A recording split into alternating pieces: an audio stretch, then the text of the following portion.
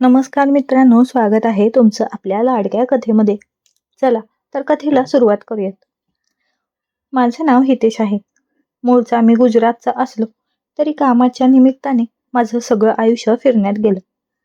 माझं वय 33 वर्ष आहे आणि स्वभावानं मी जरा जास्तच रोमॅन्टिक आहे. मला महिलांशी गप्पा मारायला, त्यांच्याशी जवळीक साधायला खूप आवडतं बरं का.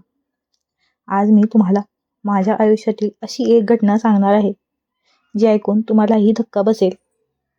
ही गोष्ट आहे माझ्या जिवलग मित्राची, पियुषच्या बायकोची आणि त्याच्या आईची. ही गोष्ट साधारण 15 दिवसांपूर्वीची आहे. पियुषचं नुकतंच लग्न झालं होतं. मी काही कामानिमित्त गुजरातच्या बाहेर होतो, त्यामुळे लग्नाला जाऊ शकलो नव्हतो. परत आल्यावर मी ठरवलं की पियुषच्या घरी जाऊन त्याला भेटावं आणि वहिनींनाही ओळखावं. दुपारची वेळ होती. मी पियुषच्या घरी पोहोचलो. दरवाजा लता काकूंनी उघडला. लता काकू म्हणजे पियुषची आई. आमचे संबंध जुने आणि खूपच खास होते. पियुष घरी नसताना मी अनेकदा काकूंना त्यांच्या एकाकीपणात साथ दिली होती.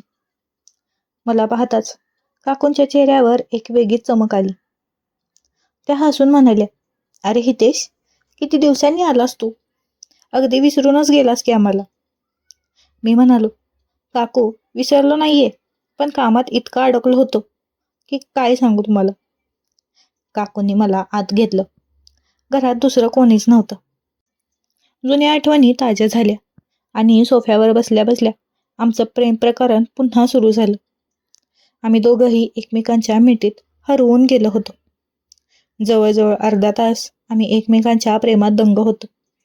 काही वेळाने मी विचारलं, "काकू, पियुष कुठे आहे? दिसत नाहीये." काकूंनी सावरून घेत सांगितलं की पियुष आणि त्याची नवीन नवरी मीना बाहेर खरेदीला गेले आहेत. हे ऐकताच माझं मन पुन्हा एकदा उचंबळून आलं. म्हणजे आपण अजून थोडा वेळ मज्जा करू शकतो, असं म्हणत मी काकूंना पुन्हा जवळ ओढलं. आम्ही बेडरूममध्ये गेलो आणि तिथं तासनतास प्रेमाचा खेळ खेळलो. काकू म्हणाल्या, "हितेश, तू रोज येत जाणार रे, मला तुझी खूप आठवण येते." मी त्यांना हसून म्हणालो, "काकू, आता तुमची सून आली आहे, आता जरा जपून."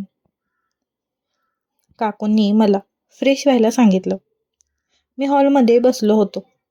तेवढ्यात डोअरबेल वाजली. काकूंनी दरवाजा उघडला आणि समोर पियुष व त्याची बायको मीना उभी होती. मीनाला पाहताच माझ्या काळजाचा तर ठोकाच चुकला.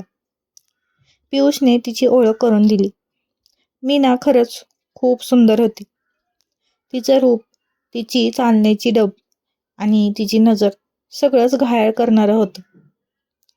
पियुष म्हणाला, "अरे हितेश, आज तू आला आहेस तर आपण सगळे बाहेर जेवायला जाऊ." आम्ही हॉटेलमध्ये गेलो. तिथं मेळा भरला होता. तिथंही फिरलो. फिरता फिरता रात्रीचे 12 वाजले होते. घरी परतल्यावर पियुषने मला हट्ट केला की "इतक्या रात्री कुठे जातोयस? आज इथेच झोप." मी आधी नको म्हणलं, पण मीनाकडे पाहिलं आणि माझा विचार बदलला. पियुषने मला रात्री घालायला टी-शर्ट आणि पॅन्ट दिली होती. मीना हॉलमध्ये आली आणि तिने एक पातळ मॅक्सी घातली होती. तिची ती मादक, मोहक आकृती पाहून माझ्या मनात पुन्हा विचाराचं चक्र सुरू झालं. ती मला म्हणाली, "हितेशजी, चहा घेणार का?" तिच्या बोलण्यात एक वेगळीच नजकत होती. ती जेव्हा चहा घेऊन आली तेव्हा माझ्या समोर पाकली. तेव्हा माझ्या मनावरचा ताबा सुटत चालला होता. तिने कदाचित माझी अवस्था ओळखली असावी, कारण तिच्या ओठांवर एक मिश्किल हास्य होतं. रात्री 2च्या सुमारास मला झोप येईना. मी पाणी प्यायला उठलो आणि सहज पियुषच्या खोलीकडे पाहिलं. तिथून काही आवाज येत होते. पियुष आणि मीना जवळ येण्याचा प्रयत्न करत होते, पण मला जाणवलं की मीना खुश नव्हती. पियुष लवकरच थकून झोपी गेला, पण मीना अजूनही व्याकुळ दिसत होती. मी बाथरूमकडे वळलो तर समोर लता काकू उभ्या होत्या. "काय रे, काय पाहतोयस?" त्यांनी मला विचारलं. मी सहजच सांगितलं की मीना पियुषवर खुश दिसत नाहीये. काकू हसल्या आणि मला बाथरूममध्ये घेऊन गेलं. तिथे पुन्हा आमचा रोमॅन्टिक खेळ सुरू झाला. मी काकूंना म्हणालो, काकू, मला मीना खूप आवडली आहे. मला तिला सुख द्यायचं आहे. काकू म्हणाल्या, काळजी करू नकोस तू, मी काहीतरी नक्की करते. आम्ही दोघंही बोलत असताना समोर मीना उभी होती. तिने आमचं सगळं बोलणं आणि आमचा तो खास क्षण पाहिला होता. आम्हाला वाटलं आता गोंधळ उडणार, पण मीना चक्क हसून म्हणाली, हितेशजी, तुम्ही खरंच खूप जबरदस्त खेळाडू आहात. सासूबाई आणि तुमचं हे नातं पाहून मला तर धक्काच बसला. पण मला तुमची स्टाईल आवडली बरं का. ती पुढे म्हणाली, पियुष, मला कधीच पूर्ण सुख देऊ शकत नाही. मलाही तुमच्याकडून तोच आनंद हवा आहे, जो तुम्ही आईंना देताय. नाहीतर मी पियुषला सगळं सांगेन. लता काकूंनी परिस्थिती सांभाळली. त्यांनी मला हॉलमध्ये पाठवलं आणि मीनाशी 5 मिनिटं चर्चा केली. त्यानंतर त्या दोघींनी मला काकूंच्या खोलीत बोलवलं. काकूंनी दरवाजा लावून घेतला आणि म्हणाल्या, हितेश, आज मीनाला दाखवून दे की खरं सुख काय असतं.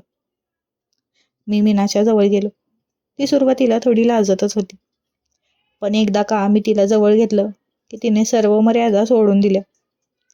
मी तिच्या सौंदर्याची प्रशंसा केली आणि आम्ही दोघंही प्रेमाच्या अथांग सागरात बुडून गेलो. जवळजवळ 1 तास आम्ही एकमेकांच्या मिठीत होतो. मीनाने मान्य केलं की पियुषपेक्षाही माझी साथ तिला जास्त आवडली आहे. सकाळी पियुष कामासाठी लवकर बाहेर गेला होता. मी उठून हॉलमध्ये आलो तर लता काकू आणि मीना दोघेही सोफ्यावर बसल्या होत्या. मीना माझ्या जवळ आली आणि हळूच म्हणाली, हितेश, कालची रात्र माझ्या आयुष्यातील सर्वात सुंदर रात्र होती बरं का. तुम्ही खरंच जादूगार आहात.